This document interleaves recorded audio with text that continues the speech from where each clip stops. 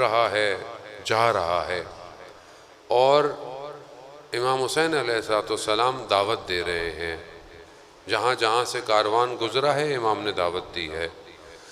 جو امام کو پہچان گیا وہ اس کاروان میں شامل ہو گیا، جو امام کو نہیں پہچانا وہ امام کی تعریفیں کرتا رہا مگر کاروان میں شامل نہیں ہوا۔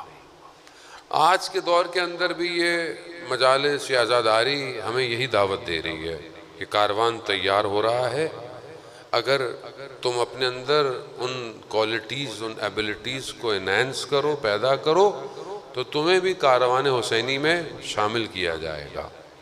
تو ہم ان چند دنوں میں دیکھنا ہے کہ ہم کہاں کھڑے ہوئے ہیں اس کاروان سے۔ یہ جو کاروان 2 محرم کو کربلا پہنچ رہا ہے، اور پہنچنے کے بعد بھی کچھ لوگ کربلا پہنچے ہیں، آئے ہیں امام کی نصرت کرنے۔ ہم بھی ان چند دنوں میں دیکھیں کہ کون سے عوامل تھے، کون سی وجوہات تھیں کہ لوگ امام کو جانتے ہوئے امام کو تنہا چھوڑ گئے۔ عزیزان محترم، کیونکہ ہم عام زندگی گزار رہے ہیں، بعض اوقات انسان کتابوں میں پڑھتا ہے، چیزیں پڑھتا ہے، روایات سنتا ہے، کہتا ہے کیسے لوگ تھے، امام کو جانتے تھے، امام کو پہچانتے تھے، امام کی کرامات، امام کے معجزے دیکھے ہوئے تھے، مگر امام کے سامنے نہیں تھے۔ حتیٰ خلفاء بعض زمانوں میں ائمہ علیہ السلام کے سامنے انہوں نے کتنے معجزوں کو دیکھا۔ بنی عباس کے خلیفاؤں نے کتنے معجزے دیکھے ہیں۔ امام رضا علیہ السلام صلی اللہ علیہ امام کے سامنے کتنے معجزے دیکھے ہیں۔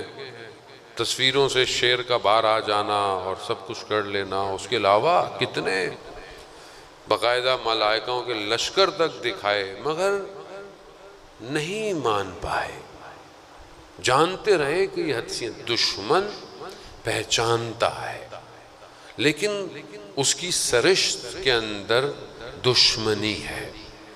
مگر وہ کون سی چیز ہے کہ جو ایک عام انسان کو مجبور کر دیتی ہے، یا وہ غفلت میں پڑ جاتا ہے اور امام کو نہیں پہچانتا؟ اور دوسری طرف امام اللہ کا نمائندہ ہوتے ہوئے آخری لمحے تک ہدایت کرتا رہتا ہے۔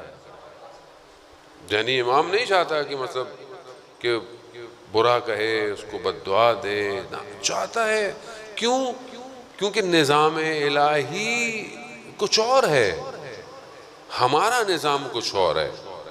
ہم حاکمیت، سلطنت، بادشاہت جب آتی ہے، انسان سمجھتا ہے کہ میں ہوں، میں یہ کروں گا، میرے وہ کروں گا، جو میرے خلاف ہو اسے یہ کر دو، جو میرے خلاف ہو اس کو یہ کر دو۔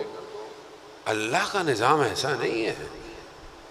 اللہ کے لیے ہر شخص، ہر ہستی، ہر ذات اس کی مخلوق ہے، اور وہ اپنی مخلوق سے محبت کرتا ہے۔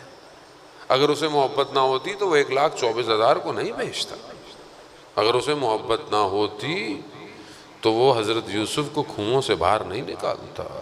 اگر اسے محبت نہ ہوتی تو وہ اس طرح حضرت ابراہیم کو حکم نہیں دیتا کہ جاؤ، چلے جاؤ اور اپنی زوجہ اور اپنے بیٹے کو جا کے جو ہے وہ مکہ میں چھوڑاؤ۔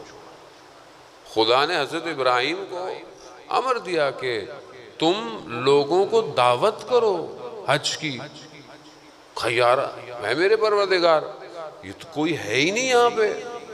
اس زمانے میں نہ یہ میڈیا تھا، نہ سوشل میڈیا، نہ کوئی سسٹم کہ آپ دعوت، مگر پھر بھی خدا نے کہا کہ ابراہیم دعوت دو حج کے لیے، اور حضرت ابراہیم نے دعوت دی، اور لوگوں نے لبیک کہا۔ کن لوگوں نے؟ جو اپنے باپ کی صلبوں میں تھے، جو اپنی ماں کے ارحام میں تھے، انہوں نے لبیک کہا۔ اور یہی سب جو آج حج ہو رہا ہے، یہ اس وقت کا لبیک ہے۔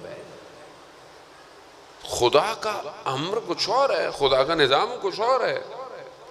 ہم کمپیئر کرتے ہیں دنیا کی حاکمیت سے نظام الہی کو، اور ہم یہ سمجھتے ہیں کہ شاید ایسا ہوگا ویسا ہوگا، جبکہ ایسا نہیں ہے۔ عزیزان محترم، ظاہر جو شخص اپنے آپ کو حاکم سمجھتا ہے وہ اس وقت تک محبت کرتا ہے جب تک اس کے پاس کرسی ہوتی ہے، اور وہ اپنے آپ سے محبت کرتا ہے، اسے رعایا سے محبت مگر جو الہی حکومت ہوتی ہے اس کا ولی رات کی تاریکی میں بھوکھوں کی تلاش کرتا ہے۔ رات کا وقت ہے، راوی بیان کرتا ہے کہ میں نے دیکھا چوتھے امام سجاد علیہ السلام